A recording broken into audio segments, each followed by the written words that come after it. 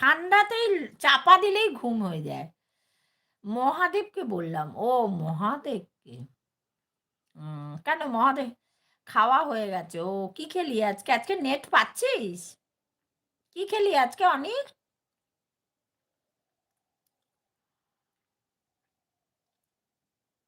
আজকে অনেক কাজ করেছি।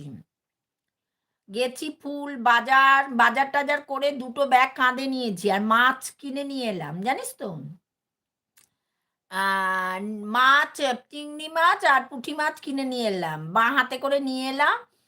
নিয়ে এসে পাঁচিলের ওপর মাছটা রাখলাম। তারপর তালা খুললাম। হাত ধুয়ে তালাটাও ধুলাম জল দিয়ে। রেখে আবার দোকানে সদাই আনতে গেছিলাম। এলাম, এসে সব মাছ-টাছ ধুলাম। কি হলো? কিছু হয়নি তো। মাছ-টাছ সব ধুলাম, সবজি ধুলাম, ধুয়ে-টুয়ে ঝুড়িতে দিলাম। দিয়ে রাত্তিরে ভাত খেয়েছি আজকে। ভাত, কালকের বেগুন পোড়া ছিল, ডিম সেদ্ধ।